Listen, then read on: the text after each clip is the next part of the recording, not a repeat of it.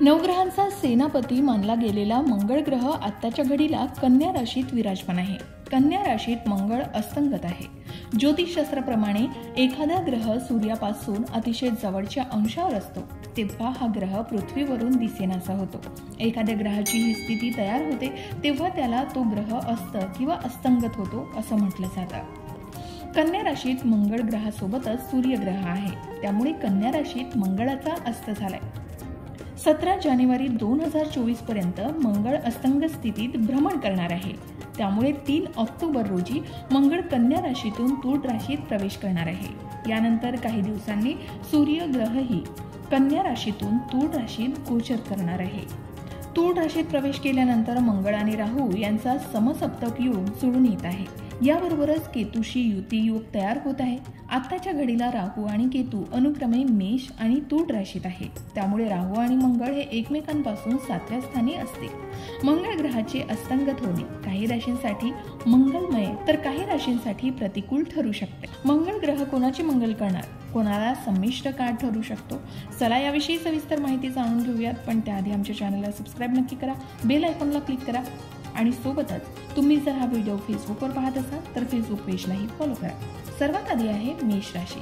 मेष राशींच्या व्यक्तीवर मंगळ अस्ताचा प्रभाव सामान्य राहील. आरोग्य चांगलं राहू शकेल, वाद मिटू शकतील, परदेश प्रवासाचा लाभ मिळणार आहे. याबरोबरच स्थावर मालमत्तेशी संबंधित प्रकरणं निकाली लागू शकतील. कोणत्याही प्रकारचे मोठे कर्ज घ्यायचे असेल तर त्या दृष्टिकोनातून ही एक चांगली संधी जोडली जाते. त्यानंतर आहे वृषभ राशी. वृषभ राशीला मंगळाचा नकारात्मक प्रभाव संपणार आहे. विद्यार्थ्यांसाठी आणि स्पर्धेत सहभागी होणाऱ्यांसाठी चांगली बातमी मिळू शकेल. शिवाय प्रेमसंबंधातील दुरावा संपेल. वैवाहिक जीवनातही गोडवा राहील. रोजगाराच्या दिशेनं सुरू असलेले प्रयत्न तुलनेनं चांगले असतील. कोणताही मोठा निर्णय घ्यायचा असेल किंवा नवीन करारावर स्वाक्षरी करायची असेल तर त्या दृष्टिकोनातूनही येणारा काळ चांगला ठरू शकेल. त्यानंतर आहे मिथुन राशी. मिथुन राशींच्या लोकांच्या जीवनात मंगळाच्या प्रभावामुळे कौटुंबिक कलह आणि मानसिक अस्वस्थता यापासून दिलासा मिळू शकणार आहे. मात्र मित्र आणि नातेवाईकांकडून अप्रिय बातम्या मिळण्याची शक्यता आहे. या काळात आरोग्याकडे अधिक लक्ष देण्याची गरज आहे. शिवाय आनंद तर मिळणार आहे. काळजीपूर्वक प्रवास करावा, महत्त्वाच्या गोष्टी सुद्धा सांभाळाव्या असा सल्ला ज्योतिषशास्त्राकडून देण्यात येतोय. कर्क राशीमध्ये अस्तंगत मंगळ संमिश्र परिणाम देऊ शकेल. कौटुंबिक वाद, विशेषतः लहान भावांसोबत मतभेद कमी होतील. तरीही धर्म आणि अध्यात्मात रस राहणार आहे. साहस आणि शौर्याच्या बळावर कठीण प्रसंगावर नियंत्रण ठेवू शकाल.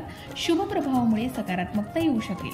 काळजी करण्याचं कारण नाही असं ज्योतिषशास्त्र सांगतंय. यानंतर आहे सिंह राशी. मंगळाच्या प्रभावामुळे सिंह राशीच्या कुटुंबात सुरू असलेला कलह संपुष्टात येऊ शकेल. आरोग्याच्या दृष्टिकोनातून अत्यंत सावधगिरी बाळगणं सुद्धा आवश्यक आहे. ऊर्जेचा पुरेपूर वापर करून काम केल्यास योजना पूर्ण होतील. मात्र या योजना सार्वजनिक न केल्यास अधिक यश प्राप्त होऊ शकेल.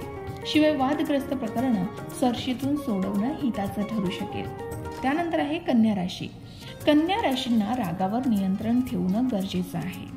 त्यामुळे या लोकांना यश मिळू शकेल. केंद्र किंवा राज्य सरकारच्या विभागांमध्ये प्रलंबित असलेली कामं पूर्ण केली जातील. कोणत्याही सरकारी निवेदनासाठी अर्ज करणं चांगलं मानलं जातंय. वैवाहिक जीवन सुधारेल. विवाह संबंधित चर्चा यशस्वी होतील. शिवाय भागीदारीत किंवा संयुक्त व्यवसाय करणं टाळावं. यानंतर आहे तुळ राशी. तुळ राशीच्या जीवनात अस्तंगत मंगळाचा प्रतिकूल प्रभाव कमी होऊ शकेल. विद्यार्थी परदेशात जाऊन शिक्षण घेण्याचा प्रयत्न करत असतील तर हा काळ अनुकूल राहील. अनावश्यक भांडणे आणि वाद टाळावेत. आवाजावी खर्चामुळे आर्थिक संकटालाही थोडं सामोरं जावं लागू शकेल. कोणतेही मोठे काम करायचे असल्यास किंवा नवीन करारावर स्वाक्षरी करायची असेल तर अटी आणि शर्ती गांभीर्यानं तपासल्यानंतरच त्यावर स्वाक्षरी करावी. त्यानंतर आहे वृश्चिक राशी. अस्तंगत मंगळाच्या प्रभावामुळे जास्त नुकसान होणार नसल्याचंही ज्योतिषी सांगतायत.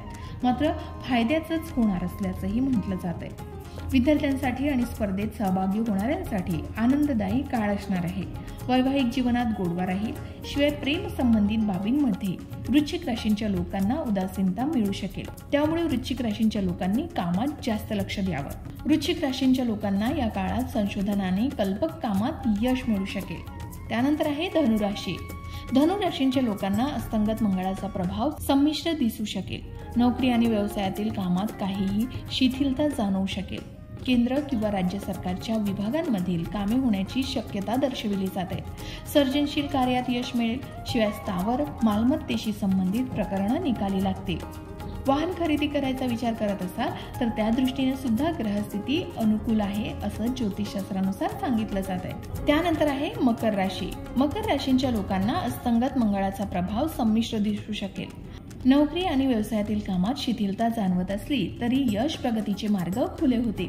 आध्यात्मिक शक्ती विकसित होईल. साहस आणि शौर्याच्या जोरावर कठीण प्रसंगावर मकर राशीची लोक नियंत्रण मिळवण्यात यशस्वी होतील. मकर राशींच्या लोकांनी आपल्या योजना गोपनीय ठेवाव्या आणि पुढे जावं. यानंतर आहे कुंभ राशी. मंगळाच्या प्रभावामुळे काही मानसिक त्रासातून दिलासा मिळेल. आरोग्याची विशेष काळजी घ्यावी. या काळामध्ये भावनेच्या भरात निर्णय घेतल्यास नुकसान सुद्धा होऊ शकतं. वादग्रस्त प्रकरणे चर्चेतून सोडवण्यावर भर द्यावा. कौटुंबिक जबाबदाऱ्या पार पडतील. प्रतिकूल परिस्थिती असली तरी मोठे सन्मान किंवा पुरस्कार जाहीर केले जाऊ शकतात. त्यानंतर आहे मीन राशी. अगस्त मंगळाच्या प्रभावामुळे मीन राशींच्या लोकांच्या जीवनात वैवाहिक जीवनातील कटुता संपेल. चर्चा यशस्वी होतील. सासरच्यांशी संबंध सामान्य राहतील. व्यवसायाचे वातावरण आनंददायी राहील. भागीदारीत किंवा संयुक्त व्यवसाय करणं टाळावं. परदेश प्रवासाचा लाभ सुद्धा या काळात मिळू शकतो. शिवाय मीन राशींच्या लोकांचा नवीन लोकांशी सुसंवाद वाढेल. वरिष्ठ अधिकाऱ्यांशी संबंधही घट्ट होतील. सरकारी सेवेसाठी अर्ज करता येईल. शिवाय मीन राशींच्या व्यक्ती या काळात सरकारी सेवेसाठी अर्ज सुद्धा करू शकतात. त्यात त्यांना सुवर्ण संधी मिळणार असल्याचंही ज्योतिषशास्त्रानुसार सांगितलं जात आहे. अशाच प्रकारच्या माहितीपूर्ण व्हिडिओसाठी लोकमत भक्ती चॅनलला नक्की सबस्क्राईब करा आणि बेल आयकॉनला क्लिक करा, म्हणजे आमच्या नवनवीन व्हिडिओचं नोटिफिकेशन तुम्हाला मिळत राहील. तसेच योग्य आध्यात्मिक मार्गदर्शनासाठी लोकमत भक्तीच्या फेसबुक पेज आणि इन्स्टा पेजला लाईक आणि फॉलो करायला विसरू नका.